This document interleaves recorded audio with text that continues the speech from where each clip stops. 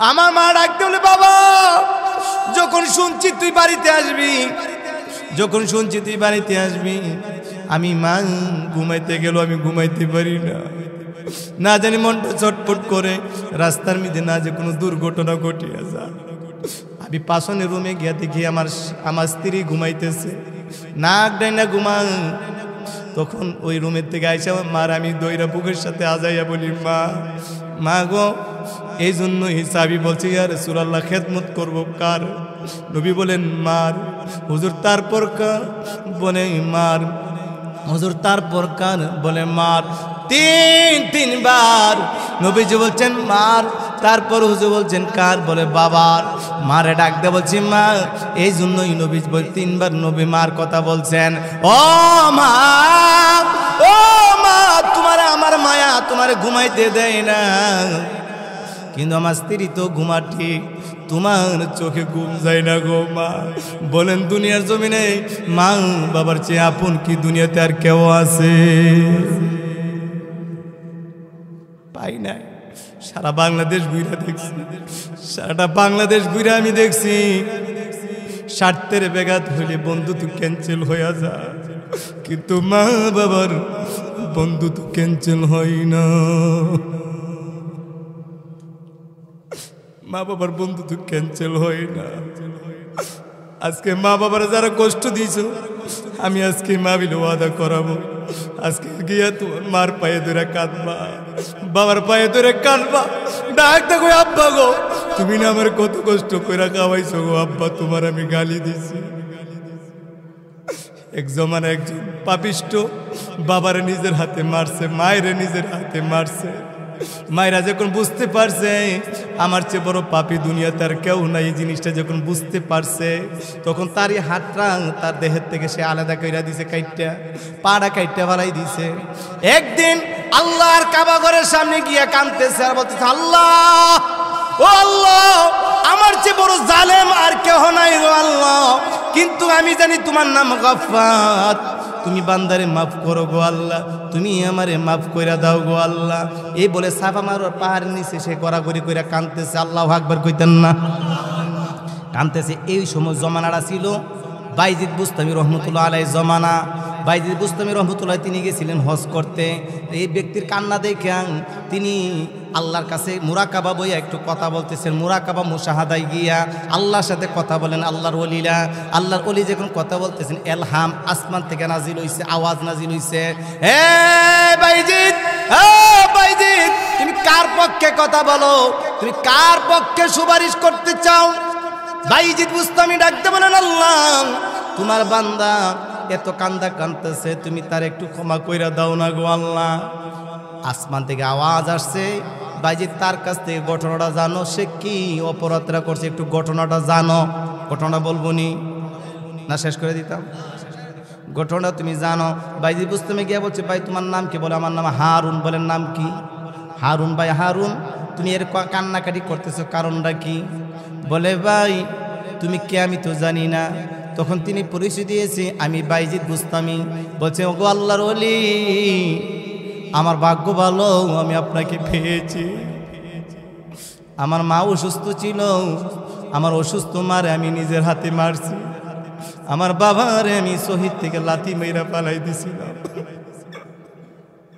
আমার মারে আমি নিজের হাতে মারছি, বাবারে লাথি মারছিলাম।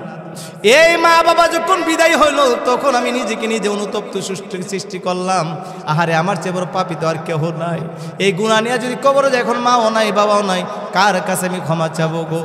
তখন আমার কি বিচার করলাম, একটা দাও নিয়ে আমার দেহের থেকে আমি আলাদা করে দিলাম। যে হাত দিয়ে আমার মারে মারছি, যে পা দিয়ে বাবার লাথি মারছি, পাটাও আমি দেহের থেকে আলাদা করে দিলাম। দিয়ে আমি রে মোহাম্মদপুরের আমার ঝুমক ভাইয়েরা, এই জন্য আমি বলি, দুনিয়াতে কুকুরের মতন, বিড়ালের মতন 1000 বছর বেঁচে থাকার কোনো লাভ নাই। সিংহের মতন একদিন বাঁচবেন, ইমান নিয়া কবর যাইতে দেরি, আল্লাহর জান্নাত আপনার জন্য তৈয়ার হইতে দেরি হবে না। মনে রে তুই বেবুলা, একদিন হবে বিয়ের দোলা, নাকে কানে দিবে তোলা, জেনেও যেন না। কথা বাস্তব কিনা? নাকে কানে তুলা দিবে যেদিন হেদিন যদি কই আল্লাহ এই মসজিদের লোক উত্তর পাশের হেতরা দাও আমার একটু সুযোগ দাও না, হেতরা দিয়াই পারো। আর এই কথাটা যে কইবেন সূরা মুনাফিকের মধ্যে আল্লাহ ওয়াজ রাগি কইরা রাখছে। আল্লাহ বলেন ওয়ানফিকু মিম্মা রাযাকনাকুম মিন ক্বাবলি আইয়াতিয়া আহাদাকুমুল মাউত। জোরে জোরে কোন আল্লাহু আকবার। রে বান্দা, আমার দেওয়া রিজিক, আমার দেওয়া সম্পদ, আমার রাস্তায় যখন তোরা খরচ করবি, কখন খরচ করবি, কখন দান করবি? আহাদাকুমুল মাউত, বান্দারে মৃত্যুর আগে দান করতে হবে রে বান্দা। মৃত্যু চলে আসলে আর আফসোস করলেও কাজে আসবে না।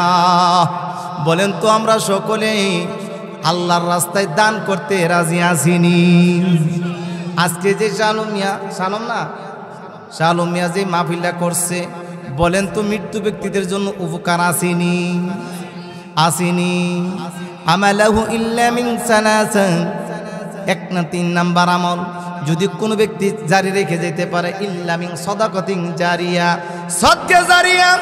একটা মসজিদ, মাদ্রাসা, রাস্তাঘাট এগুলা যখন আপনি করে যাবেন, এইগুলা যখন কিয়ামত পর্যন্ত থাকবে, এই মসজিদে যত মানুষ কিয়ামত পর্যন্ত সেজদা দিবে ততটা সওয়াব আপনার কবরে পৌঁছতে থাকবে। জোরে কন্যা করে সুবহানাল্লাহ। এখন মসজিদ নিয়ে কি দলাদলি করা যাবে? দলাদলি করা যাবে? কুমিল্লাতে গিয়া দেখি এইটা দলাদলি কইরা মসজিদ, সড়কের পশ্চিম পার একটা মসজিদ আর সড়কের পূর্ব পার একটা মসজিদ।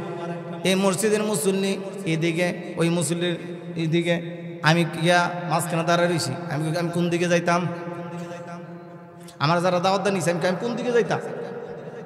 আমি এটির নাম নিয়ে মসজিদ। নবীজি এই মসজিদ বানাইতেন কয়ে গেছে? হ্যাঁ, আমার হাদিস শুনাইছে, মান বানা লিল্লাহি মাসজিদান বানাল্লাহু লাহু বাইতান ফিল জান্নাহ। হুজুর নবীজি না কইছে যারা দুনিয়াতে মসজিদ বানাইবো আল্লাহ তার জন্য জান্নাতে বালাখানায় তৈরি করে রাখবো। আমি এই মসজিদ, এটার নাম মসজিদ। মসজিদ এই পাশে একটা, এই পাশে একটা, রাস্তার পূর্ব পাশে একটা, পশ্চিম পাশে একটা। হিংসা কইরা মসজিদ দিলে হবে না রে বাবা, দান করতে হবে আমার আল্লাহর জন্য। অন্তরে হিংসা রেখে মাদ্রাসা দিল কাজ হবে না। প্রশংসা সবই কেবল তোমারই রব্বুল আলামিন, দয়ালু মেহেরবান করুণা ও ফুরান, আর কেহ নাই তুমি মালিক শেষ বিচারের দিন, শেষ বিচারের দিন। জোরে কোন সুবহানাল্লাহ। আমি বলতেছিলাম আসেন এ দুনিয়া যেহেতু থাকা যাবে না, 3টা আমল জারি রেখা যাবে। কয়টা আমল? 1 নাম্বার সদকে জারিয়া। বলেন 1 নাম্বার সদকে, কিন্তু পারছেন না সদকে জারিয়া করতে। নবীজি বলেন একটা আলেম বানায়া যাও, একটা আলেম সন্তান বানায়া যাও। আও ইলমিন ইয়ানতাফাহু বি। নবীজি একদম বললেন সাহাবী 3 নাম্বার আমলের মাঝে 2 নাম্বার, একটা সন্তান আলেম বানাও। আলেম সন্তান দুনিয়া যতদিন থাকবে ওয়াজ নসিহত করবে, আলেম বানাবে, হাফেজ বানাবে।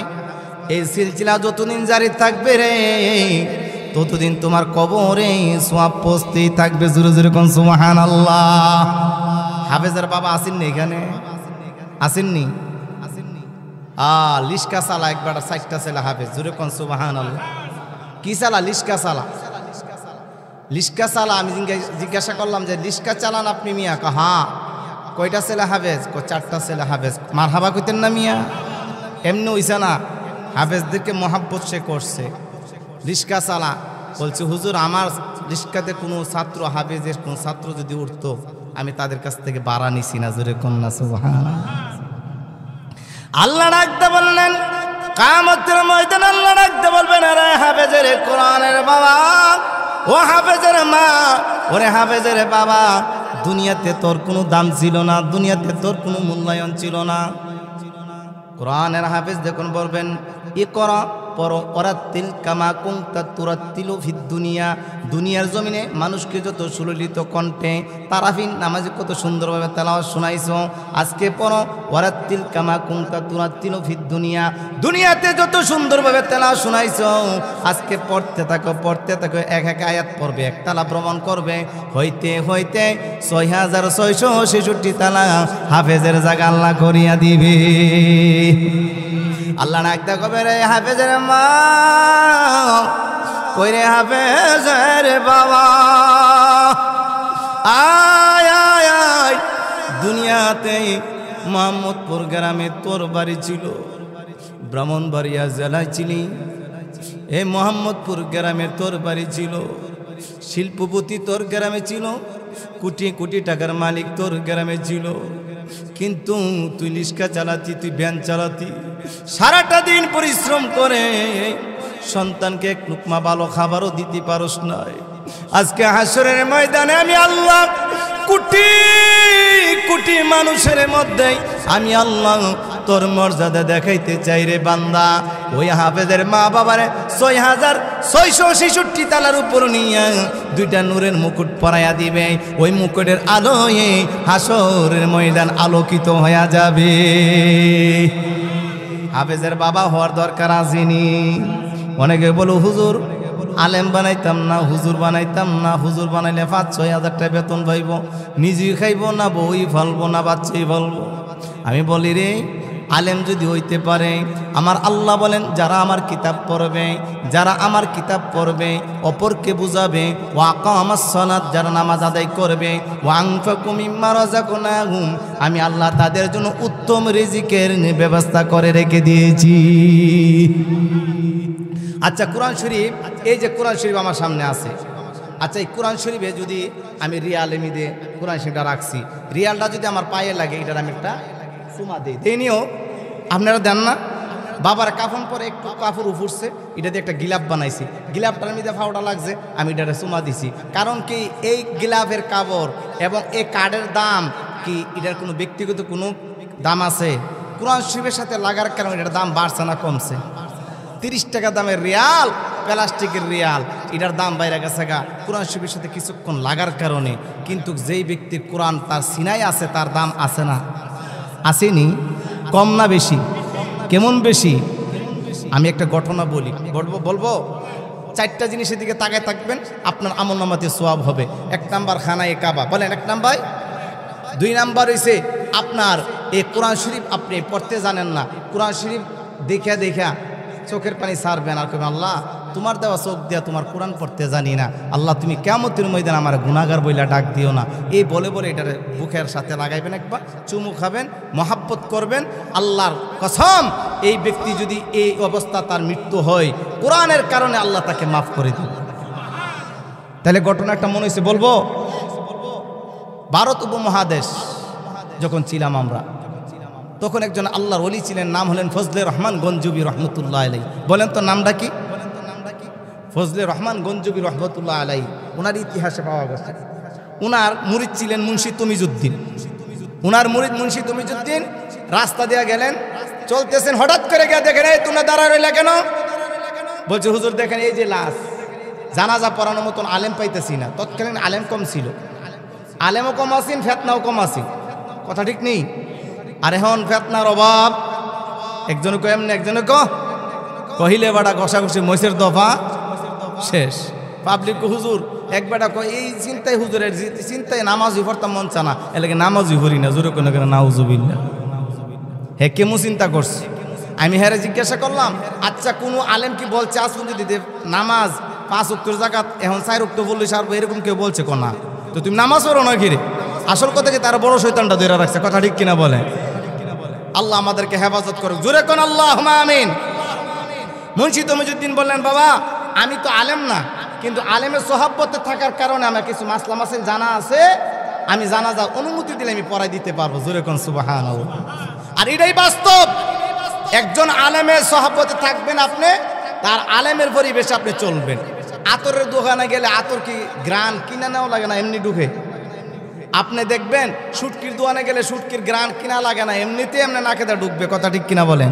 এক একটা জায়গার আসর আসেনি, আমার সাথে বা ইমাম সাহেবের সাথে যদি চলাফেরা করেন 1 উক্ত 2 উক্ত 3 উক্ত নামাজ না পড়বেন, মানুষও কইবে এ বেটা তুই হুজুর লোকে চলস, তুই নামাজ পড়স আগে।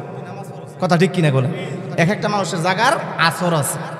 মুন্সি তমিজুদ্দিন বলে বাবা আমি কোনো আলেম মুফতি কিছু না, কিন্তু আলেমদের সাথে সহাব্বত থাকার কারণে আমি কিছু মাসাই জানি, অনুমতি দিলে আমি নামাজটা পড়াই দিতে পারি। আপনাদের এলাকা জানাজা কই তাকবীরে পড়েন? কথা বলেন না রে, 4 তাকবীরে। কিন্তু জানাজার মাঠে গিয়ে অনেক হুজুর দোয়াটা কইয়া দেন, কিন্তু আমাদের মক্তবের বাচ্চারা দোয়া জানে, মক্তবের বাচ্চারা জানে না, এই মাদ্রাসার ছাত্ররা জানে না, কিন্তু হেবাটা বয়স 80-90 হয়ে রয়েছে, হেবাটা জানাজার মাঠে গিয়ে দোয়া কইতাম। আমি কই তুমি 80 বছর শিখতে পারছো না, আর 1 মিনিটে শিক্ষা লাইবা?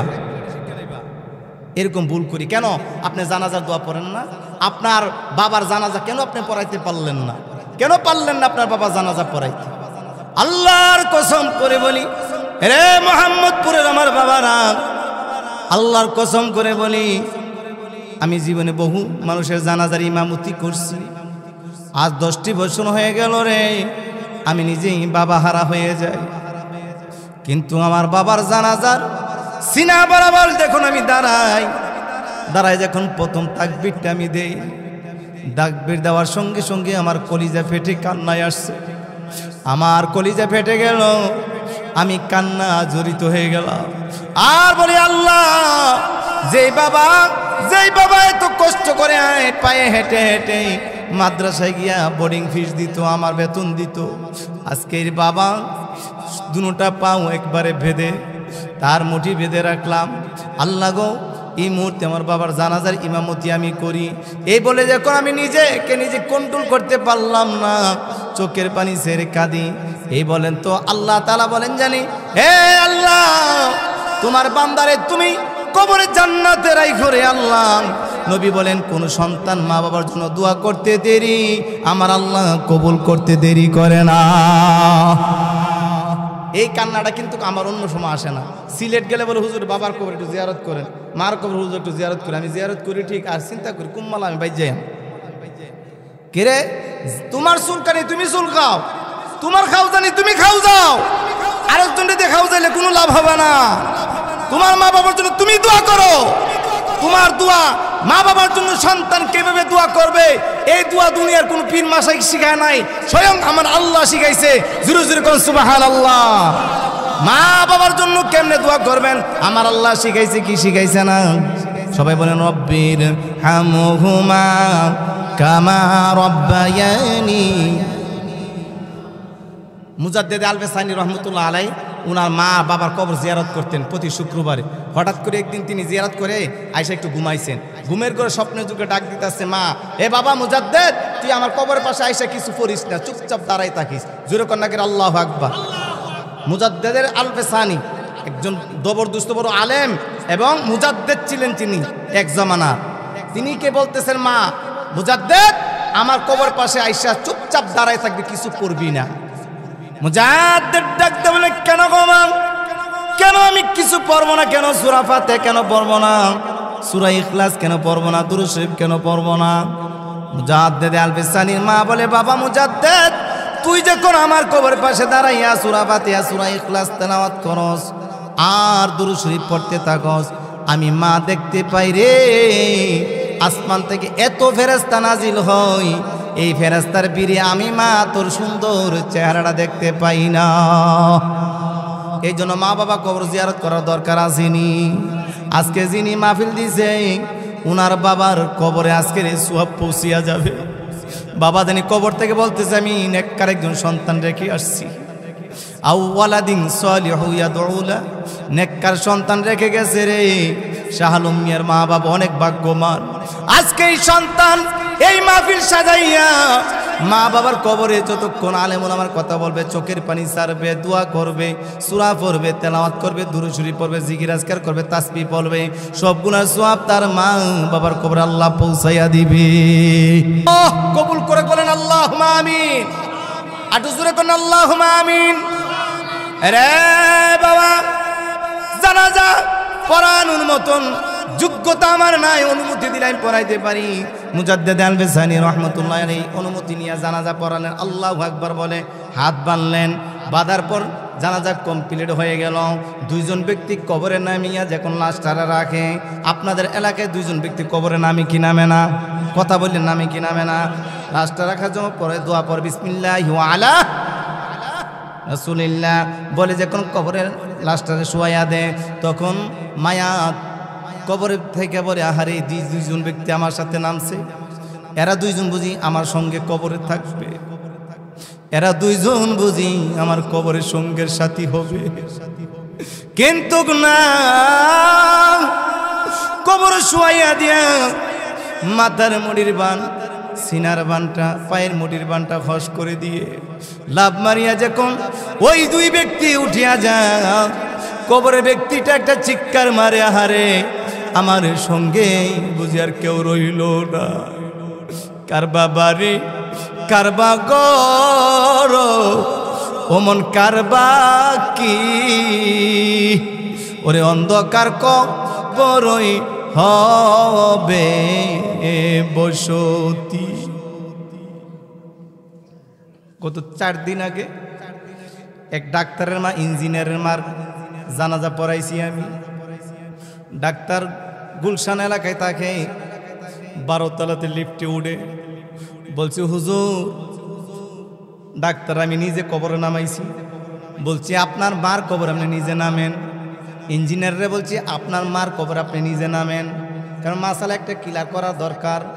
এখানে কোনো আপনার মা হোক, আপনার বোন হোক, আপন ভাই নামতে পারবে কবরে, আপন ছেলে নামতে পারবে কবরে, কথা ঠিক কিনা বলেন? দেবর কি কবরে নামতে পারবে কি হুজুর? এরকম অনেকে ভুল করে কবরস্থানে গিয়া। আমি এক কবরস্থানে কবর ঠামে দিকে এক মহিলা, আমি বলছি আপনি কি হন? দেবর। আমি উঠেন কবর থেকে। হে মিয়া, সারাটা জীবন যদি ও গুনাহগার হইয়া থাকে, শেষ বয়সে শেষ সময় যদি আপনি তাকে বেগানা পুরুষ হইয়া আপনার নিজের হাতে কবরে রাখেন, সে তো জাহান্নামে চলে যাবে। না না না, ওনার সন্তান কই, সন্তানকে নামান, না হোক আপন ভাইকে নামান, না হোক আপন বাতিজাকে নামান, না হোক বাগিনাকে নামান। যে 14 পুরুষের সাথে তার বিবাহ হারাম, ওই 14 জনের একজনকে আপনি নামায়া দেন, এই মাসালাটা আপনার স্মরণ থাকবিনি, থাকবিনি ইনশাল্লাহ। কোন এই কাজটা কখনো কইরেন না। বেগানা পুরুষ নামাইয়েন না কবরে, বাসুরও নামতে পারবে না। আমি ডাক্তার বললাম, হে ডাক্তার, হে ইঞ্জিনিয়ার, 10 তলা 12 তলার উপর তোমার মা ঘুমাইছে, আজ কত তলায় তুমি শুয়ে গেলা? ডাক্তার কবর থেকে দাঁড়াইয়া সে মাকে আর মাটি দিতে পারে না, চোখের পানি যায় না, বলে হুজুর হুজুর গো, আমার জীবনে আমি কোনোদিন কবরে নামি নাই, আজকে আমি মার কবরে নামছি। আমি জীবনে আমি কত উক্ত নামাজ জানি কাইজা করছি, আজকে মার কবরে নামার পর আমার ভিতরে একটা মরণের ভয় তৈরি হয়ে গেছে। হুজুর, ও হুজুর, আমি কবরে নামতে দেরি, আমার মার 12 তলার বিল্ডিং এর রুমের কথা, এসি রুমের কথা স্মরণ হয়ে গেছে। কেমনে রে মা এই মাটির ঘরটা থাকবে একা একা? তখন আমি দুয়ার মিদে বলছি, মনে রে তুই বেবুলা, একদিন হবে বিয়ের দুলা, নাকে কানে দিবে তুলা, জেনেও যেন না। এত সুন্দর বাড়ি গড়ে থাকবা তুমি জীবন ভরে, হঠাৎ করে কে আসিল থাকতে দিল না। ওরে মাই কান্দে পাঠিয়ে গলাম, কেমনে বাবা চলে গেলাম, যত কান্দা কান্দক রে ভাই রাখা যাবে না। কথা ঠিক কিনা বলেন? মুন্সি তুমি যদি ডাকতে বলছেন, আমি বাবা 2 জন ব্যক্তির কবরে নামালাম। যখন 2 জন ব্যক্তি কবরে নামিয়া লাস্টের কবরে শোয়া দিলেন, একজন ব্যক্তির পকেটে একটা ইমার্জেন্সি কার্ড তার অজান্তে কবরে পড়ে গেছে। কবরে পড়ার পর লোকটা বাড়িতে এসে বলছে, হুজুর আমার পকেটে ইমার্জেন্সি কার্ডটা কবরে পড়ে গেছে, এখন কি করব? এই ইমার্জেন্সি কার্ড ছাড়া আমি চলতেও পারবো না।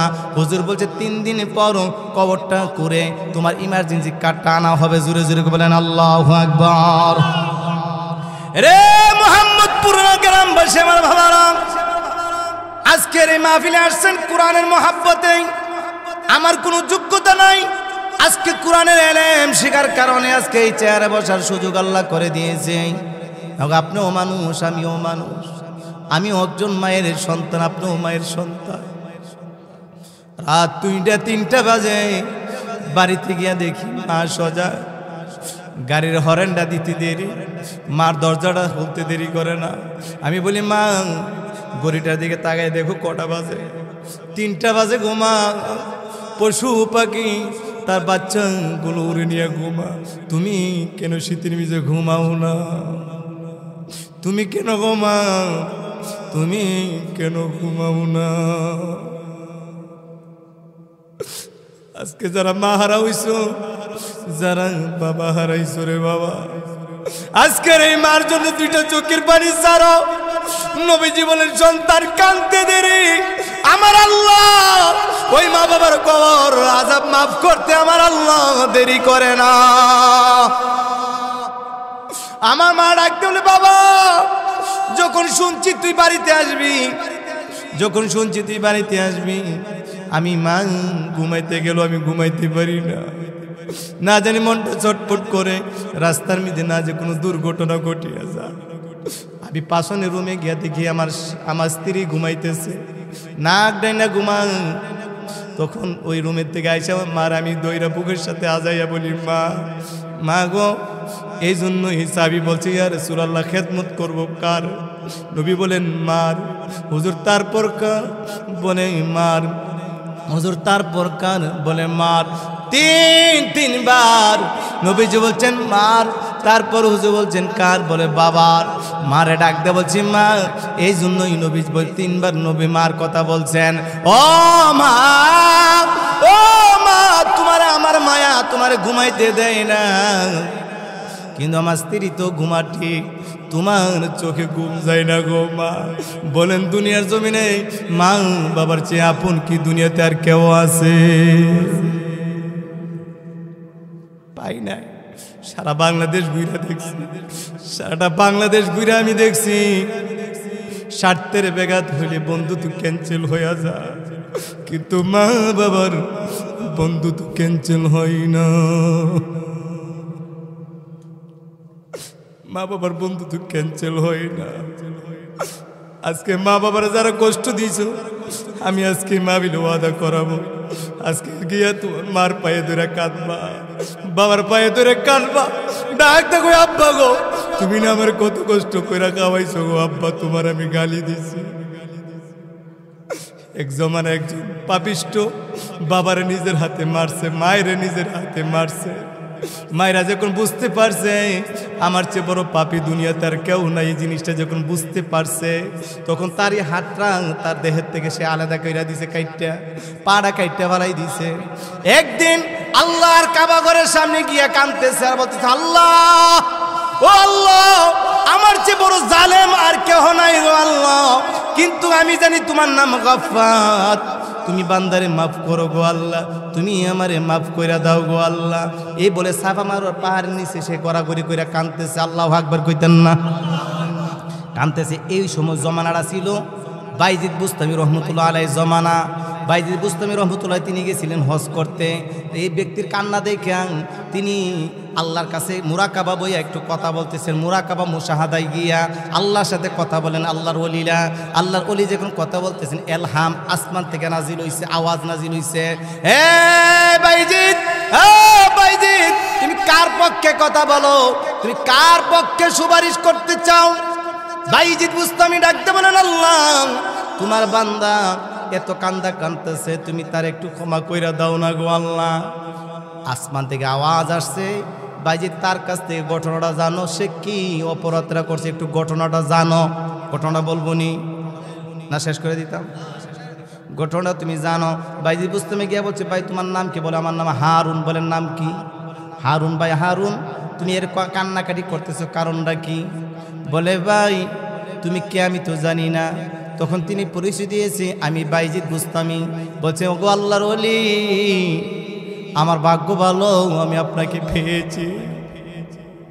আমার মা অসুস্থ ছিল, আমার অসুস্থ মারে আমি নিজের হাতে মারছি, আমার বাবারে আমি শহীদ থেকে লাথি মেরা পালাই দিছিলাম, আমার মারে আমি নিজের হাতে মারছি, বাবারে লাথি মারছিলাম। এই মা বাবা যখন বিদায় হলো তখন আমি নিজেকে নিজে অনুতপ্ত সৃষ্টি করলাম, আহারে আমার চেয়ে বড় পাপী তো আর কেহ নাই। এই গুনাহ নিয়ে যদি কবরে যায়, এখন মাও নাই বাবাও নাই, কার কাছে আমি ক্ষমা চাবো গো? তখন আমার কি বিচার করলাম, একটা দাও নিয়ে আমার দেহের থেকে আলাদা করে দিলাম। যে হাত দিয়ে আমার মারে মারছি, যে পা দিয়ে বাবার লাথি মারছি, পাটাও আমি দেহের থেকে আলাদা করে দিলাম। দিয়ে আমি চাপা মারার পাহাড়ের নিচে, এখানে বহু জালেমকে আল্লাহ মাফ করছে, আমি জালেম তো এই জন্য এখানে গড়াগড়ি করতেছি, দেখি আল্লাহ আমারে মাফ করিনি।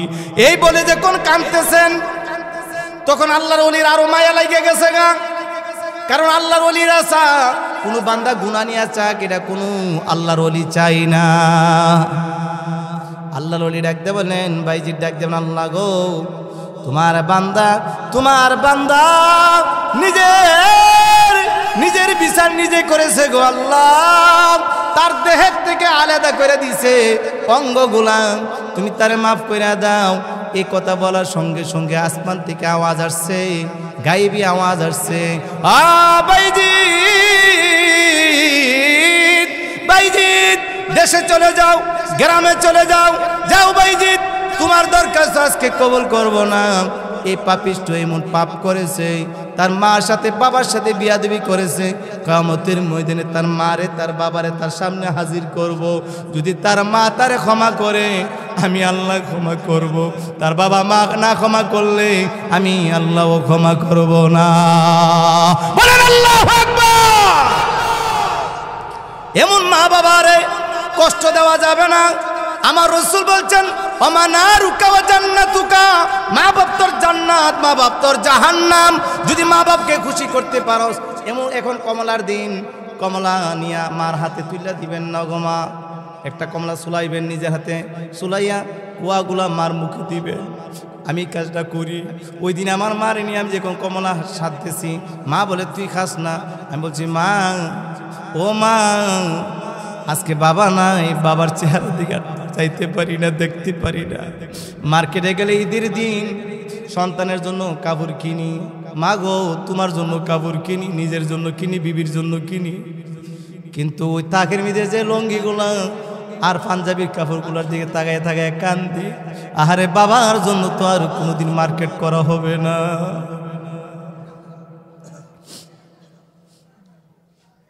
আজকে এই মা বাবা চার নাই, দুই চোখের পানি ছাইরা কান্দ। তোমার কান্দাটা আমার আল্লাহ তোমার মা বাবার কবরে পৌঁছে দেবে। বলেন আল্লাহুম্মা আমিন। আব্বা আম্মা নাই কার কার একটু হাত তুলেছেন, মা বাপ নাই কার কার? আল্লাহ আল্লাহ আল্লাহ মাফ করে দেখ। বলেন আল্লাহুম্মা আমিন। মুন্সি তমিজউদ্দিন, মুন্সি তমিজউদ্দিন,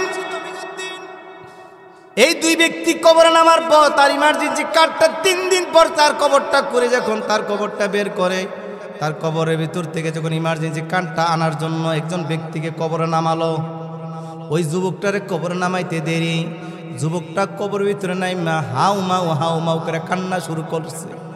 তার কান্নার আওয়াজে আশেপাশের মানুষ জমা হয়ে গেছে। মুন্সি তমিজউদ্দিন ডাকতে বলছে, বাবা রে, কবরের ভিতরে বেশিক্ষণ দেরি করা যাবে না, তুই কিসের জন্য কান্না করস? ঘটনাটা একটু আমাকে খুলে বল, জোরে জোরে কোন সুবহানাল্লাহ। মুন্সি তমিজউদ্দিনের কথার উত্তর বলতেছে, হুজুর আমি যখন কবরে নামলাম, নামার পর দেখতেছি দৃশ্য, কবরের ভিতরে যেই লোকটারে শোয়ানো, লাশটা শোয়াই রাখছে, এই লাশটারে আল্লাহ ফুলের পাপড়ি দিয়া তারা ডাইকা রাখছে, জোরে কোন সুবহানাল্লাহ। আমার কাঠটা বড় একটা ফুলের মাঝে পইরা রইছে। হুজুর জীবনে বহু আতরে গ্রান, সুগ্রান আমি অনুভব করছি, কিন্তু আজকে কবরে নামার পর যেই সুগ্রান আমি অনুভব করলাম, এরকম সুগ্রান আর কোনোদিন অনুভব করি নাই, জোরে কন্যা সুবহানাল্লাহ। আরে বাবা, এটা কোন ব্যক্তির কবর? কোন ব্যক্তির কবর? সে কোন মাদ্রাসার মুয়াদ্দিস ছিল, কোন মাদ্রাসার মুফতি ছিল, কোন মসজিদের ইমাম ছিল, আমার জানার দরকার আছে। আই তার বাড়িতে যাই, বাড়িতে গিয়ে দেখে একটা ভাঙ্গাচুরা একটা ঘর, একটা সনের ঘর, বেড়াও নাই। ভাঙ্গা ঘরের মেঝে গিয়ে একটা ডাক দিছে, মা এই ঘরে কে আছো? একটা মহিলার কণ্ঠের আওয়াজ আসছে, যে হুজুর আমি আছি। মা তোমার নাম কি? বলে আমার নাম ফাতেমা। মা গো ফাতেমা, তোমার বাবা 3 দিন আগে যে মারা গেছে, তোমার বাবা কাছি হুজুর। কি কোনো লেনদেন আছে?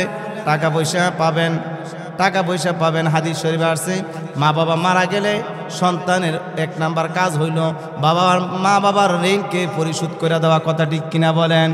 আর আমরা পরিশোধ না করে বাবা 50,000 টাকা দোকানে বাহি লাগাই গেছে, 50,000 টাকা না দিয়া সুদ এটা আইনা হতম ফরা আসিনি এমন কথা কইত আসিনি এমন। উচিত কথা কই, এতে দাওয়া দিলে দেন, না দিলে নাই। বাস্তব কয়ে যাইতে না, কিয়ামতের মধ্যে জিবরা কেটে লাইব আল্লাহ আমারে। 50,000 টাকা ঋণ বাপে লাগাই গেছে, ঋণ দেওয়ার হবন নাই। হে 50,000 1 লাখ টাকা সুদ আইন না, গুরু আইনে সেটা জেবত করে আসিনি এমন। আর তুমি খাওয়াও ঠিক আছে, খতম পড়াও ঠিক আছে, কিন্তু তোমার বাবা আগের কোনটা উচিত ছিল বলেন তো? ঋণটা পরিশোধ করা। বলেন কোনটা? সে ঋণ পরিশোধ না করে সে সুদ এটা আইনা সেরা খতম পড়া। এরকম বুকা এরকম আসেনি সমাজ, আসেনি? আমরা এখানে যারা আছে আমরা ইনশাল্লাহ ওয়াদা করব, যদি বাবার ঋণ থাকে আগে ঋণ পরিশোধ করব। রাজি আছি তো ইনশাল্লাহ? এই কাজটা করবেন আগে। আলোচনা তো বিভিন্ন দিকে চলে যাইতেছে, কষ্ট হইতেছে, কষ্ট হইতেছে। হুজুর, ও হুজুর, আমার বাবার সাথে কোনো লেনদেন আছে? মুন্সি তমিজউদ্দিন কোনারে মা, তোমার বাবার সাথে কোনো লেনদেন নাই। আমি জানতে চাই তোমার বাবা কোন মাদ্রাসার মুফতি ছিল, মুয়াদ্দিস ছিল, কোন মসজিদের ইমাম ছিল? রে বাবা, আল্লাহর ওলি হইতে গেলে আলেম হওয়া লাগে না, আল্লাহর ওলি হইতে গেলে মুফতি মুয়াদ্দিস হওয়া লাগে না। একজন ভ্যান চালক, একজন কুলি, একজন মজুরও আমার আল্লাহর ওলি হইতে পারবে যদি তার মধ্যে আমার আল্লাহর ভয় থাকে। মুন্সি তমিজউদ্দিন বললেন, মা গো, ও মা, না তোমার বাবার সাথে কোনো লেনদেন নাই। জানতে চাই গো মা, তোমার বাবা এমন কোন মুফতি ছিল যার কবরে আল্লাহ ফুলের পাপড়ি দিয়া তার লাশটার আল্লাহ ডাইকা রাখছে? ওরে আমার বাবারা, যারা কোরআন শরীফ পড়তে জানো না, যারা কোরআন শরীফ পড়তে জানো না, আমি আপনাদেরকে বলবো অন্তর দিয়ে কথাটা শুনেন।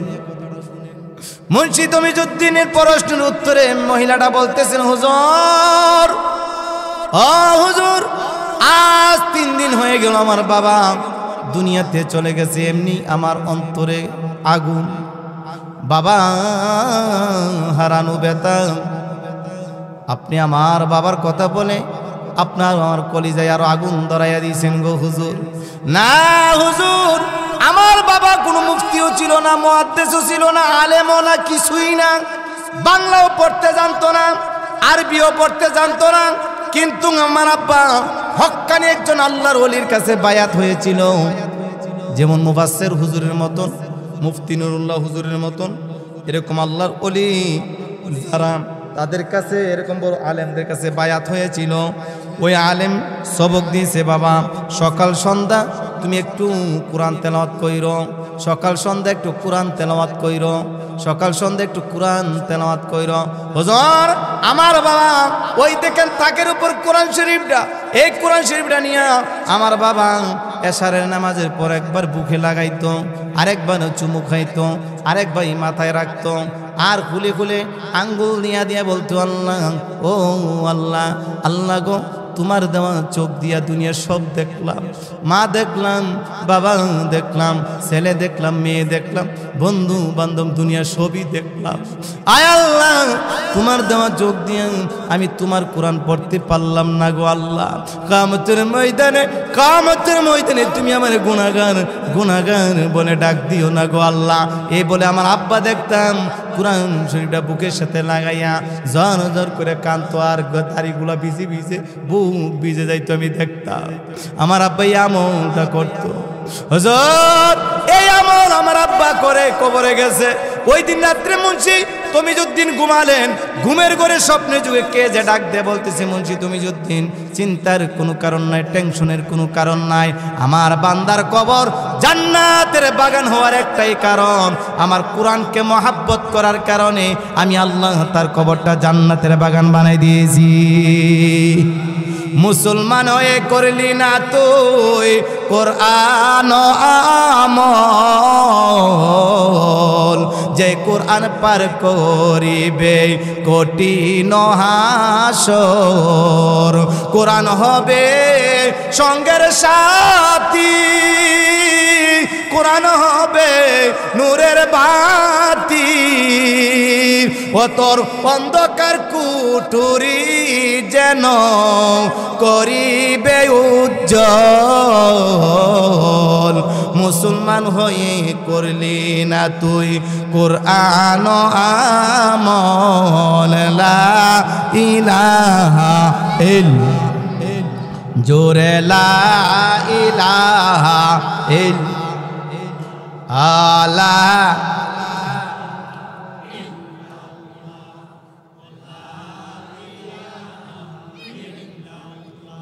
জোরে লা ইলাহা আসিয়া বলে আল্লাহ আল্লাহ, বলেন আসিয়া আল্লাহর সাথে মহাব্বত রাইখা ফেরাউনের যন্ত্রণা বুক করছি কি পড়ছে না? ঈমান থাকলে আপনার যন্ত্রণা বুক করা লাগবে, কথা ঠিক কিনা বলে?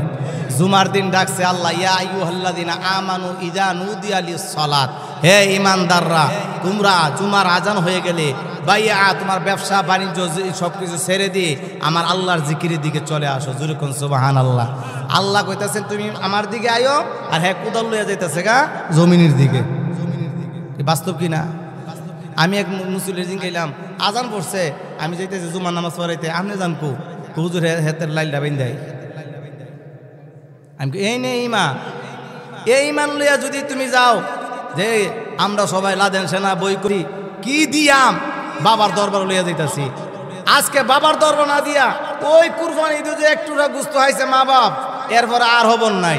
মা বাবার গুরুর গুস্ত না হয়, হ্যাঁ বাবার দরবার লইয়া যায়। এমন গাদা আসেনি? আর এমন গাদা আসেনি? এটির গাদা কই আমি? আল্লাহ ডাকতে বললেন ইয়াসিন ওয়াল কুরআনিল হাকীম। সন্তান বাবার সামনে বসে বসে সূরা ইয়াসিন তেলাওয়াত করতেছে, মালাকুল মউত হাজির। আল্লাহ ডাকতে বলে মালাকুল মউত রে, আমার বান্দার আর কেন কষ্ট দিতেছ রে মালাকুল মউত? আমার কলিজা সূরা ইয়াসিন, বলেন কোরআনের কলিজা সূরা ইয়াসিন হইছে কোরআনের কলিজা। রে মালাকুল মউত, আমার সূরা ইয়াসিন আমার কোরআনের কলিজা যেখানে পাঠ করতেছে তার সন্তান চোখের পানি ছাড়তেছে, আর কোরআনের সূরা ইয়াসিন তেলাওয়াত করতেছে। সূরা ইয়াসিন শেষ, আল্লাহ ডাকতে বললেন ফেরেশতারা রে, আর তারে কষ্ট দেওয়া যাবে না, আসানের সহিত তার জানরা কবজ করিয়া নিয়ে যা। এই সূরা ইয়াসিন ওই ব্যক্তি বলছেন, এই সন্তান আমার জন্য চিন্তা করিস না। প্রতিদিন ফজরের নামাজের পর তিনি সূরা ইয়াসিন পড়ে পড়ে এক গ্লাসে পানি ফু দিয়া দিয়া তিনি খান। কিন্তু কিছুদিন পর 3 মাস গেল, 6 মাস গেল, 1 বছর গেল, বাবা দেখা যাইতেছে কত সুন্দর জোয়ান হয়ে উঠতেছে। জোরে কন্যা করে সুবহানাল্লাহ, জোরে কন্যা সুবহানাল্লাহ। সন্তানের মনে একটু কেমন কেমন 3 মাস কইছে, কই 1 বছর হয়ে গেছে, কই আমার বাবার দিকে কত সুন্দর লাগতেছে। ডাক্তারের কাছে নিছে, ডাক্তারে তোমার বাবার কোনো রোগ নাই। আবার লয়ে গেছে মাদ্রাস নেওয়ার পর ওই যে ডাক্তার চিকিৎসা করছে 3 মাসের টাইম দিছিল, এই ডাক্তার একবার রিপোর্টের দিকে চা, আরেকবার মুরব্বীর চেহারার দিকে চা। আমি চিনলাম না। ডাক্তার ডাকতে বলছেন, মুরব্বী সত্য করে বলবেন আপনি কোন ডাক্তারের কাছে গিয়া চিকিৎসা নিয়েছেন, আপনি সত্য করে বলবেন, কারণ আপনার রিপোর্টের দিকে তাকাইয়া আমি তো বাস্তবের সাথে কোনো মিল পাইতেছি না। আপনার যে রূপ, এটা তো বাঁচার কথা না, এই রূপ কেমনে শেষ হয়েছে? ওই ডাক্তার বলতেছেন, ও ডাক্তার আপনি হিন্দু ব্যক্তি, আপনি হিন্দু লোক, আমি মুসলমান, আপনি তো জানেন আমার ধর্মে কোরআন আছে, ওইটা আমিও বিশ্বাস করি। কোরআন এটা যে সত্য এটা আপনি বিশ্বাস করেন, আমি হিন্দু হলে কি হবে? কোরআন যে সত্য আমি হিন্দু এও বিশ্বাস করি। জোরে কোন সুবহানাল্লাহ। আজকে বাংলাদেশে যে মুসলমানের ঘরে কিছু নাস্তিক হইয়া কোরআনের ভুল ধরার চেষ্টা করে, আসেনি এরকম? এমন নাস্তিক বাংলার জমিনে আছে রে, কোরআন কোরআনের বিরুদ্ধে কথা বলে 92% মুসলমানের দেশে এই কোরআনের বিপক্ষে কথা বলে, এরকম নাস্তিক মুসলমানের ঘরে গজাইছে, এরকম নাস্তিক আছে।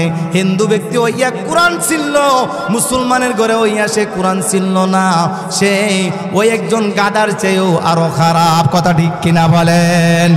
ওই ডাক্তার, তুমি তো জানো আমার কোরআন এমন একজন কোরআন, আল্লাহ নিজে বলেন অনুনাজ্জিলু মিনাল কুরআনি মা হুয়া শিফাউ ওয়া রাহমাতুল লিল মুমিনিন। জোরে জোরে কোন সুবহানাল্লাহ। কোরআন মোমেন বান্দাদের জন্য শিফা হিসেবে আল্লাহ নাজিল করছেন। বলেন, কোরআন মোমেন বান্দার শিফা হিসেবে নাজিল করেছেন। জোরে কইতেন না সুবহানাল্লাহ। এই কথা যখন বলছেন তখন মুরব্বীরে বলতেছেন, মুরব্বী সত্য করে বলেন আপনি কোন জায়গায় চিকিৎসা নিয়েছেন? বলে তাহাজ্জুদের সময় আমি মালিকের দরবারে সূরা ইয়াসিন তেলাওয়াত করেছি, ফজরের নামাজ পড়েছি, ফজরের নামাজ পড়ে আমি সূরা ইয়াসিন পরে এক গ্লাস পানির মধ্যে দুম দিয়েছি, ফু দিয়েছি, দিয়ে এক গ্লাসে পানিটা পান করছি, আর মনে মনে বলছি আল্লাহ, দুনিয়ার ডাক্তার বলছে আমার হায়াত শেষ, হায়াতের মালিক তুমি আল্লাহ, তুমি আল্লাহ, তোমার কোরআনের খাতিরে তোমার বান্দার কিছুদিন দুনিয়াতে রাখো গো আল্লাহ। এই বলে আমি গ্লাসে দুম দিয়া আমি পানি খাইতাম। তখন ডাক্তার আর চিন্তা কইরা দেখলো এটা তো দুনিয়ার কোনো চিকিৎসা না, আমার আল্লাহর কুদরতি চিকিৎসা। আর ডাক্তার বলছেন, রে মুসলমান, এত সুন্দর চিকিৎসা থাকতে কেন তোমার বাবারে মাদ্রাস নিয়ে আসছো? কোরআন মোদের সঙ্গের সাথী, কোরআন মোদের সংবিধান, এ কোরআনে আছে মুমিন সব সমস্যার সমাধান। সুবহান আল্লাহ আলহামদুলিল্লাহ লা ইলাহা, জবান খুলে সুবহান লা ইলাহা, তুমি বাঁচাও তুমি মারো, অবিরত ক্ষমা করো, দরার যে জন তাকে ধরো, দরার যে জন তাকে ধরো, তোমার মুঠোয় সবই আল্লাহ। সুবহানাল্লাহ আলহামদুলিল্লাহ লা ইলাহা, আজুরে সুবহানাল্লাহ।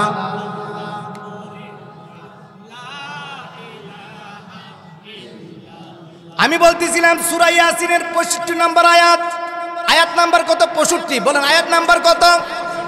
আল্লাহ নিজে বলেন, আমার সাথে সকলে পড়েন, বিসমিল্লাহির রাহমানির রাহিম। আল ইয়াউমা নাখতিমু আলা আফওয়াহিহিম ওয়া তুকাল্লিমুনা আইদিহিম ওয়া তাশহাদু আরজুলুহুম বিমা কানু ইয়াকসিবুন। জোরে কোন সুবহানাল্লাহ। এই আয়াতের ব্যাখ্যা কি? শাব্দিক অর্থটা করি আগে, এবার তাফসিরে ঢুকাম। বসবেন তো? সূরা ইয়াসিন এটার অনেক নাম আছে, আমি ওইদিকে যাব না। এটার ফজিলত বলতে গেলে সারা রাত শেষ হয়ে যাবে, কিন্তু বলা শেষ হবে না, আমি ওইদিকেও যাব না। কোনো ব্যক্তি যখন অসুস্থ অবস্থা হতো, আপনার মা আপনার বাবা শ্বাস টান ঘন ঘন আসতেছে, টানাত ফিরা রয়েছে, এই সময় বইয়া বইয়া সূরা ইয়াসিনটা পড়বেন, দেখবেন সূরা ইয়াসিন পড়া শেষ, আপনার মা বাবা আহসানের সাথে আল্লাহ তারে কবুল করে নিবে। সূরা ইয়াসিন পড়তে রাজি আসেননি? সূরা ইয়াসিন পড়ে যে নবীজি এই দুলাভ হুদিছে, এটা ইতিহাসটা আপনারা জানেননি? নবীজি ওই হিজরত করতে মদিনার দিকে চললেন, ঘরের চতুর্দিক দিয়ে কাফেররা গ্রাও করে রাখছে। আমি ওয়াজ তো চারিদিকে যাইতেছে, সমস্যা হইতেছে। তখন কাফেররা মাছ দিয়ে কেন যাইব? তখন আল্লাহ বলছেন, হাবিব আপনি পড়েন, ইয়াসিন ওয়াল কুরআনিল হাকীম ইন্নাকা লামিনাল মুরসালিন আলা সিরাতিন পড়তে পড়তে তিনি 9টা আয়াত পড়লেন, 9টা আয়াত, 9 আয়াত তেলাওয়াত করে ফু দিলেন। ফু দিয়া একদিকে দুলাডি মারছেন। আল্লাহ বলেন, হাবিব আপনি দুলা মারছেন একদিকে, এগুলো চতুর্দিক দিয়ে ঘুরাই আমি আল্লাহ নিজে পৌঁছাইয়া দিছি। ওই কাফেররা চোখের মধ্যে দুলা পড়ার কারণে তারা চোখ ডলাতেছে, টলতেছে, ডলতেছে, আর এই মাঝখান দিয়া আমার নবী মদিনায় চলে গেছে। আচ্ছা, মক্কাতে নবীরে কিনে দিল না থাকতো? কিরে দিল না? নবীজি কেন হক কথা বললো? কথা ঠিক কিনা বলেন? মূর্তি পূজার বিরুদ্ধে কেন কথা বললো? এই জন্য নবীজিরে তারা থাকতে দিল না। কিতা কইছে নবীজির কাছে? 1 নাম্বার চিঠি পাঠাইছে, তোমারে সুন্দর নারী দেওয়া হবে, তোমাকে বাড়ি দেওয়া হবে, তোমাকে ক্ষমতা দেওয়া হবে, 3টা জিনিস দিয়ে পাঠাইছে খবর দিয়া। এ সূরা কুল ইয়া আইয়ুহাল কাফিরুন, এই সূরা নাজিল ওয়া শানে নুজুল, তখন এই সূরা নাজিল করছে। সুবহানাল্লাহ কইতেন না? আলোচনা অন্যদিকে যাইতেছে, ওইদিকে যাব না, কারণ আলোচনা আমার সময় আর আছে 10 মিনিট। কয় মিনিট? 10 মিনিটের ভিতরে গুছাইলেই তুইব, কষ্ট হইব। তখন আল্লাহর নবী বলছেন, শুধু তাই কেন, নারী, বাড়ি, গাড়ি, ক্ষমতা কেন? এক হাতে যদি চাঁদ, আরেক হাতে যদি সূর্য এনে দাও, তারপরও আমাকে এক হাত তুমি এই দাওয়াত থেকে তুমি পাছাইতে পারবা না। জোরে জোরে কোন সুবহানাল্লাহ। পাশে নিতে পারবা না, বাধা দিয়ে আমাকে থামাই রাখতে পারবা না। আর যারা হক কথা বলবে, যে আলেম ওলামাদের উপরে হামলা দামলা মুকদ্দমা আসবে, কিন্তু আল্লাহ তাআলা বলেন তাদের শান, তাদের মান জমিন আমি আল্লাহ আরো বাড়াই দিব। জোরে কোন সুবহানাল্লাহ।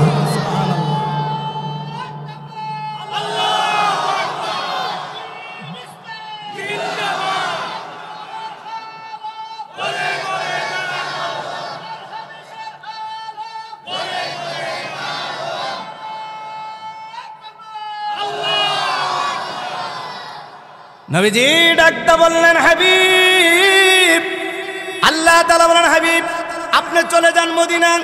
গুহারের ভিতরে রইলেন 3 দিন 3 রাত ছিলেন। সঙ্গে ছিলেন আবু বকর। বলেন সঙ্গে কারা?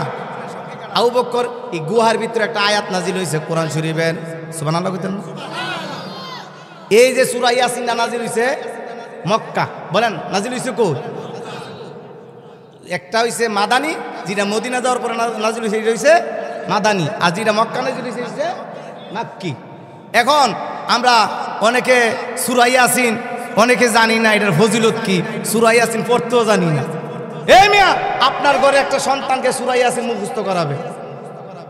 আমার মসজিদে বলছি আমার মুয়াজ্জিনকে, ইমাম সাহেবকে, যে সূরা ইয়াসিন মক্তব থেকে মুখস্থ করাই দিবা, কারণ তার এটা সম্বল, তার এটা জীবনের পুঁজি হয়ে থাকবে। তার মা বাবার সময়, মৃত্যুর সময় সে এটা পড়তে পারবে। তার জীবনে বাস্তবায়নে কোনো বিপদে পড়ে গেছেন, সূরা ইয়াসিনের 9টা আয়াত পড়ে আপনি ফু দিছেন, যত রকমের জিন শয়তান মানুষ শয়তান হোক আল্লাহ তাআলা হেফাজত করবে। যেমন হেফাজত করছে কাফেরের মধ্যে দিয়া নবীজিরে যাওয়ার রাস্তা করে দিছে। সুবহানাল্লাহ কইতেন না? যাক, তখন গুহার ভিতরে আবু বকর আর নবীজি, তখন কাফেররা বিছাইতে গিয়া সেরা ওই গুহার মাঝখানে গিয়া পড়ছে। আর যে তরোয়াল লয়ে তারা ঘুরতেছে, তরোয়ালের সূর্যের আলোর ফোকাস গিয়া হযরত আবু বকরের চেহারাত গিয়া পড়ছে। তখন আবু বকর হতাশ হয়ে গেছে, গা ইয়া রাসূলুল্লাহ, ইয়া হাবিবাল্লাহ, এরা বুঝি আমরা দেখে লাইছে, কাফেররা বুঝি আমরা রে দেখে লাইছে, আমরা বুঝি আর বাঁচতে পারবো না।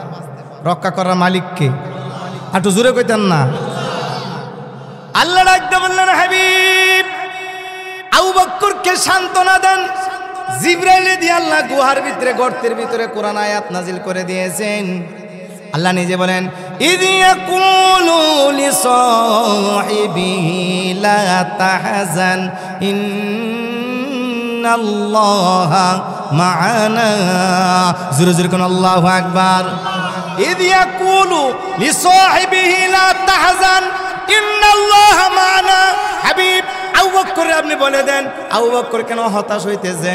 এই গুহার ভিতরে আপনার আবু বকর 2 জন না, আমি আল্লাহও আপনাদের সঙ্গে আছি। জোরে জোরে কোন সুবহানাল্লাহ। আমার নবীর শান, আমার নবীর মান, নবীজি মদিনা, কোরআনের আয়াত মদিনা, নবীজির ঘরের ভিতরে কোরআনের আয়াত ঘরের ভিতরে, নবীজির গর্তের ভিতরে কোরআনের আয়াত গর্তের ভিতরে। জোরে কন্যা গেলে সুবহানাল্লাহ। আমার নবীর সম্মান, আমার নবীর শান মান বইলা কি শেষ করা যাবে? কবি নজরুল কি বলছে সুন্দর, কবি নজরুল যেখানে বলছে, যেখানে যার প্রশংসার গান গেয়েছে হাজার বুলবুলি, সেইখানে আমার কি সাধ্য আছে গুণ গাইতে মুখ খুলি।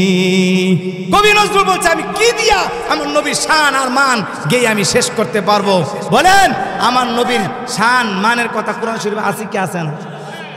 কিন্তু এই জমানা কিছু আছে নবীজির আশেক দাবি করতে গিয়া সেরা এমনও কিছু কথা ক যিনি ফির তিনি খুদা জুরো কোন নাউজুবিল্লাহ আসেনি এই জমানা। ইউটিউবে সার্চ দেন, বক্তার নাম কইলাম না আমি, এ বেডে এতের উংলা দিয়ে সেরা ভাগরি বান্ধে, বেডে এতের কি দিয়া উংলা দিয়া কি বানছে ও যিনি ফির তিনি খুদা জুরো কোন নাউজুবিল্লাহ। ইমান আসানা গেছে হে যদি 14 বার গিয়া কাবা কর জিয়ারত করে লাভ হইব? ইমান হইতো নাই তা। হায় আল্লাহ হায় আল্লাহ, এমন এক জমানা আসছি। আর এখন বক্তার আপনারা সুতার আমি দেখেছে ইউটিউবে সাথে দেখ বক্তার ওয়াজ আছে কে এখন কেরামিন কাতিবিন ইডি, এটির নাম কি কেরামিন কাতিবিন ইডি। ইউটিউবে সাথে দেখ হুজুর ওয়াজ আছে, হুজুর ভাইরাল বক্তা নি, তো ভাইরাল বক্তা হলে 50,000 হলে 50,000 হই আসেনি। ভাইরাল বক্তা নি কহ ভাইরাল মানুষ জম্বু নি জম্ব 50 হলে 50 কত সাহ যুব ফুলা মানে হুজুর টেহা রানিতে নামনে। তো হুজুর একুল 50,000 পাইছে, পাশে গ্রামে হেরা গেছে মুরব্বীরা দাওয়াত দিত, তো আপনারা গ্রামের পাশে তো 50,000 দিছে, মানে আপনারা কি করবেন? মুরব্বীরা হুজুর আগে দেখতাম হুজুর আয় সেটা দোয়া কইরা যাইতো গা, আমা বাবা লাগে কানতো দোয়া করতো, যতই দিছি বিসমিল্লাহ করে ফটো ডোয়াই লইছে, আপনি দি ফটো মে চাইলাইছেন 50 আসিনিও। তো মুরব্বীরা আর এই বক্তা দেওয়ার ওয়াজের দরকার নাই, আমার মসজিদ ইমাম সাহেব যথেষ্ট। আচ্ছা আপনার মসজিদ ইমাম সাহেব যে ওয়াজ করে আমরা তো এই ওয়াজই করা, ইমাম সাহেবের কোনো মূল্যায়ন নাই, আর বক্তা লইব 50,000 টাকা, ইমাম সাহেবের বেতন বাহি 5,000 আর 6,000 টাকা। কিয়ামতের ময়দানে যে ইমাম সাহেব নামাজ পড়ছেন হুবুলি আসামি হইয়া দাঁড়াইবেন, হাদিস শরীফ সাক্ষী, সবটি আসামি হইয়া দাঁড়াইবেন। মিয়া কিরে ইমাম সাহেবের ঘরে মিদে 1 কেজি কই মাছ নিয়ে বাচ্চাটি খাওয়াইতে পারছে না, 1 কেজি হাসির গুস্ত নিয়ে খাওয়াইতে পারছে না, তুমি আইন না খাও। ইমাম সাহেবের বাচ্চাটিকে চায় না মন্ডা, ইমাম সাহেব 6,000 7,000 টাকা বেতন, তেদি 6,000 7,000 টাকা আওয়াজ গাড়ি বার ওই জায়গা, বউ বাচ্চা ফালে কেমনে? তুমি যে তার উপর জুলুম করছো, এই জুলুমের বিচার কিয়ামতের ময়দানে তোমার হবে। এখন একটু চিন্তা করে ইমাম সাহেবের বিচার নামাজ পড়েন। আর দায়িত্ব হুজুর এই বুট এই মসজিদ এই পায়খানা এই উজুখানা সব আপনার দায়িত্ব আছে, আর আমরা এসে একটু দেখি অপরিষ্কার, তাহলে আপনার কোনো দমক টমক দিয়াম, মনে কষ্ট নিয়েন না। ইমাম সাহেব বেচারা মানুষ, সরল মানুষ, ও আমার ধমক দিতেন কিরম নেই, ধমক দিয়া বুঝছে না, অপরিষ্কার দেখলে তো মাঝে মাঝে ধমক দিয়াম। হাই আফসোস হাই আফসোস, যে ইমাম সাহেবের পাশে নামাজ পড়ে আপনি জান্নাতের আশা করেন, সেই ইমাম সাহেব আপনি ধমক দিতে চান। আপনার জ্ঞান কোথায়? আপনার জ্ঞান কোথায়? একটু চিন্তা করেন। একজন ইমাম সাহেব শত শত মানুষের ইমামতি সে করে, কেমন মায়ের কেমন সন্তান হলে ওই মুসলাটা দিয়ে দাঁড়াইতে পারে? আপনি তারে যান ধমক দিতে, তারে যান আপনি ধমক দিতে। আল্লাহ আমাদেরকে হেফাজত করুক। হয়তো বা আপনাদের গ্রামে এলাকাতে নাই, কিন্তু আমাদের এলাকায় দেখছি ইমাম সাহেবের থাপ্পড়ও দিছি, কিন্তু ওই ব্যক্তির শেষ পর্যায়ে বিচার এরকম হয়েছে যে হাত দিয়ে থাপ্পড় দিছে এই হাতটা মৃত্যুর আগ পর্যন্ত অবশ হয়ে রয়েছে। আল্লাহর বিচার, আল্লাহর বিচার দুনিয়া তো করে আখেরাত তো করে। জুলুমের বিচার ডবল হবে, পিতা মাতার সাথে বিয়াদবির বিচার ডবল হবে, দুনিয়া তো হবে আখেরাত হবে। জুলুমের বিচার ডবল হবে, দুনিয়া তো হবে আখেরাতে হবে।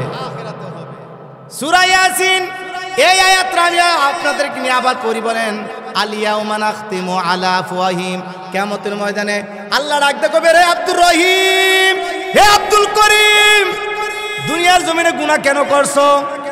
শর্টকাটে বলতেছি, আব্দুর রহিম আব্দুল করিম কইবে আল্লাহ এই জাহান্নামের বই দেখা হে ডরাই যাইব গা, ডরাই কবে না আল্লাহ আমি গুনাহ করছি না, জোরে কোন করে নাউজুবিল্লাহ, আর জোরে কইতেন না। আব্দুর রহিম আব্দুল করিম বুরহানুদ্দিন আশরাফি ডাক ডাক কবে আল্লাহ আমি গুনাহ করছি না, কারণ জাহান্নাম 70,000 শিকল দিয়া তারা বাইন্দা রাখছে, 70,000 শিকল দিয়া বাইন্দা রাখছে, একটা শিকলের মধ্যে 70,000 ফেরেশতা দইরা রাখছে। এগুলা নিয়ে যে কোন হাসরের ময়দানে আসতে শুরু করবে, হাসরবাসীরা চিৎকার দিয়ে কইব মাবুদ ও মাবুদ। হাসরবাসীরা কান্নার আওয়াজ যে কোন আমার নবীর কানে গিয়া পৌঁছবে, আমার নবী মাকামে মাহমুদে থাকবে। আসা আইয়াবআসাকা রাব্বুকা মাকামান মাহমুদা। জোরে কইতেন আল্লাহু আকবার। আল্লাহ রাখবেন হাবিব, আমি আপনাকে মাকামে মাহমুদ কি দান করি নাই? মাকামে মাহমুদে নবী কানবে, সেজদায় পড়ে, আল্লাহ গো আমার উম্মতকে বাঁচাও, উম্মতকে বাঁচাও। তখন আল্লাহ বলবেন জান্নাতি যারা তারা আমার আরশে আজিমের ডান দিকে চলে যাও, সুবহানাল্লাহ কইতেন না? আর যারা জাহান্নামী এরা আমার আরশে আজিমের বাম দিকে চলে যাও।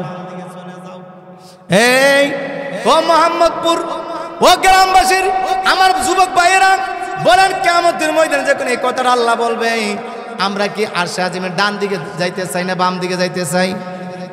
আত্রাতুল্লাহ কোন, আমরা কি আরশে আজিমের ডান দিকে না বাম দিকে? আল্লাহ কবে বলেন আল্লাহুম্মা আমিন। না তাকবীর দেন, নারে তাকবীর, নারে তাকবীর। তাফসীর নুরুল কোরআনে আমি পড়ে আসছি, ইরান থেকে ঘটনা টানছে কি দাউদ পয়গম্বরের একটা ঘটনা। এই প্রেক্ষাপটে দাউদ আলাইহিস সালামরে আল্লাহ কিয়ামতের ময়দানে বলছিল যে দুনিয়ার জমিনে যে উনার উম্মতেরা কে কইছিলেন, হুজুর দুনিয়া কিয়ামতের ময়দানে নাকি কথা বলবে। কাহা তো এক কাজ করেন না, আপনি দুনিয়ার জমিনে আমরা দেখাই দেন কেমনে কথা বলবো। সুবহানাল্লাহ কইতেন না? সুবহানাল্লাহ। কই দিকে যাব না, এটা এখানে রাখি। কিয়ামতের ময়দানে যখন আল্লাহ বলবেন তোমার জবান বন্ধ, হাতের জবান আল্লাহ খুলিয়া দিবে। আলিয়াউমা নাখদিমু আলা আফওয়াহিহিম ওয়া তুকাল্লিমুনা আইদিহিম, তার জবান হাতে কথা বলবে। ওয়া তাশহাদু আরজুলুহুম বিমা কানু ইয়াকসিবুন, তার পা কথা বলবে, তার কান কথা বলবে, চোখ কথা বলবে, অঙ্গ প্রত্যঙ্গ যখন তার পক্ষে কথা বলবে। লোকটা গোপনে গোপনে কি করছে বলেন তো? ওই দিন এগুলা কি গোপন থাকবে না ওপেন হবে? জোরে বলেন না, গোপন থাকবে না ওপেন হবে? আল্লাহ কোরআনে আরেক আয়াতে বলেন, মা ইয়ালফিযু মিন কাওলিন ইল্লা লাদাইহি রাকীবুন আতীদ। জোরে কোন আল্লাহু আকবার। আমি আল্লাহ গোটা জিন্দিগিটা রেকর্ড করে রেখে দিয়েছি। দুনিয়ার জমিনে কোন জায়গায় কোন কাজ করছো, কার কুবুদ্ধি দিয়া মামলা দেওয়াইছো, কার হাতের লাইল ঠেলছো, কি করছো না করছো, আমি আল্লাহ সব ভিডিও করে রাখছি। কিয়ামতের ময়দানে আমি আল্লাহ এগুলো ওপেন করে দিব। কিয়ামতের ময়দানে আল্লাহ বলেন তখন 7 শ্রেণীর লোককে আল্লাহ আরশে আজিমের নিচে জায়গা দিবে। কই শ্রেণী? জোরে কইতেন না, কই শ্রেণী? বুখারীর বর্ণনা, আল ইমামুল আদিলুন, 1 নাম্বার নেই পরায়ণ বিচারক, নেই পরায়ণ উকিল, নেই পরায়ণ জজ, নেই পরায়ণ ম্যাজিস্ট্রেট, নেই পরায়ণ এমপি, নেই পরায়ণ মন্ত্রী, নেই পরায়ণ চেয়ারম্যান, নেই পরায়ণ মেম্বার, নেই পরায়ণ সর্দার, নেই পরায়ণ মাতাব্বর। যারা নেই পরায়ণ বিচার করছে, নেই বিচার যারা করছে, আল ইমামুল আদিলুন, নবী বুখারীর বর্ণনা 1 নম্বরে বলছেন নেই পরায়ণ বিচারক যারা আমার আল্লাহর আরশে আজিমের নিচে জায়গা পাবে তারা। এখন সমাজে নেই বিচার আসেনি। কাউটা কইছে কি করব দোষে টাইনা নিছে, বিষে কি করব টাইনা নিছে। কাহা গত রাত্রে না 10,000 দিয়ে এলাম, আপনি বিচারের রাইট এমনি করলেন কি রে? বাতিজা কি করবো রে দোষে টাইনা নিছে। তুই দিস রাত্রে সোয়ালিতে 20,000 দিয়ে গেছে, এর লেগে টাইনা হি বেল গেছে। এদার যাবে উদার যাবে রসি মেরে হাত মে। আল্লাহ রাখতে কই বান্দা এই দিক সেদিক গিয়া কোথাও পালাইতে পারবি না, পালাইতে পারবি না। আমি আল্লাহ যেদিন রশি টান দিব ওই দিন দুনিয়ার কেউ তোরে রাখতে পারবে না। পালাবি কই যাহিয়া রে মানুষ, পালাবি কই যাহিয়া। আজরাইল আসিয়া যেদিন বান্দিবে কষিয়া রে, জগৎ স্বামীর ঘরে যাইতে হবে রে। আল্লাহ আমাদেরকে কবুল করুন, আল্লাহুম্মা আমিন। আয়াতে ব্যাখ্যাটা রয়ে গেছে এখানে। হাত যে কথা বলবে, পা যে কথা বলবে, তখন আরো 2টা সাক্ষী আল্লাহ নিবে। 2টা সাক্ষী কোরআন আয়াত দ্বারা দলিল, কিরামান কাতিবিনা ইয়ালামুনা মা তাফআলুন। এরপরে জমিন সাক্ষী দিবে ইয়াউমা ইযিন তুহাদ্দিসু আখবারাহা বিআন্না রাব্বাকা আওহালাহা। আমি আয়াতের আরো সাক্ষী আছে, এই সাক্ষীগুলো যখন আল্লাহ উপস্থাপনা করে তুলবে তখন ওই ব্যক্তি কি বলবে, বিচারের অবস্থাটা কি হবে, তার হাত পা কি বলবে, হাসরের ময়দানে মা বাবা সন্তান নিয়ে কি বলবে, সন্তান মা বাবা নিয়ে কি বলবে। 5টা প্রশ্ন আল্লাহ হাসরের ময়দানে করবে। বলেন কয়টা? কথা বলতেন না কয়টা? 1 নম্বরে কইব যে আমি আল্লাহ তোমার হায়াত দিছিলাম। কি দিছিলাম? এখন বর্তমানে আমরা কোন জগতে আছি? হায়াতের জগতে। বলেন কোন জগতে? হায়াত যখন শেষ হয়ে যাবে গা, খেলা শেষ। বলেন না খেলা শেষ। কইব যে এখন আব্দুল করিম কইতে না, কইব আব্দুল করিমের লাশ পইরা রইছে, আব্দুল করিমের লাশ পইরা রইছে। তখন খেলা শেষ, তখন কাঁদবেন, কোনো কাজে আসবে না। কিন্তু দুনিয়া থাকতে একবার সুবহানাল্লাহ বলবেন, আসমান আর জমিন যে ফাঁকা জায়গাটা এটা নেক দিয়ে আল্লাহ ভরপুর করে দিবে।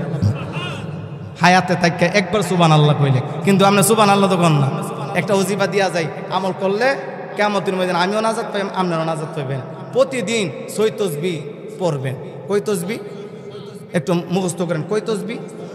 কোনটা কোনটা আমি কইয়া দিয়া যাই। 100 বার সুবহানাল্লাহ বলেন, 100 বার, 100 বার, 100 বার আলহামদুলিল্লাহ, 100 বার, 100 বার আল্লাহু আকবার, 100 বার। কতবার হইছে? 300 বার হইছে না? এবার 100 বার হইছে লা ইলাহা ইল্লাল্লাহ, লা ইলাহা ইল্লাল্লাহ। কতবার হইছে?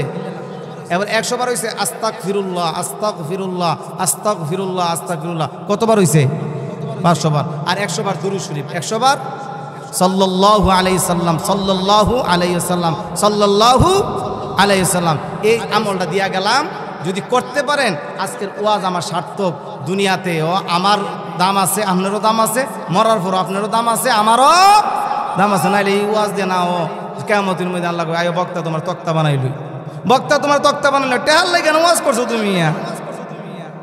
আল্লাহ এগুলোর থেকে আমাদেরকে হেফাজত করো। আজ পর্যন্ত যদি যত জায়গায় ওয়াজ করি, এমনও আমার ইতিহাস আছে, আমার গাড়ি ভাড়া নিজে পড়তে দিছি, এমন ইতিহাস আছে। আর যতদিন ইনশাল্লাহ এই মিশন চলবে, ইনশাল্লাহ নিয়ত করছি কোনোদিন আর কন্ট্যাক্ট করবো না। কন্যাকের আল্লাহুম্মা আমিন। ইনশাল্লাহ আচ্ছা 15-16 বছর ধরে মাঠে আসি, ইনশাল্লাহ আজ পর্যন্ত যদি কন্ট্যাক্ট করি না, করবো না ইনশাল্লাহ। দেখি আল্লাহ কই নিয়ে টাকা। আর যারা কন্ট্যাক্ট করতেছে এরার পরিস্থিতি কি হয়, আল্লাহ আমাদেরকে কবুল করুক। কোন আল্লাহুম্মা আমিন। কিয়ামতের ময়দানে হাত কথা বলবে, পা কথা বলবে। এই কথার যেহেতু আল্লাহর কাছে জবাব দিবেই, হাত পা যেহেতু কথা বলবেই, তাইলে এর আগের থেকে আমরা গুনার থেকে আমরা হেফাজত, গুনার থেকে ফিরে আমরা চলে আসব।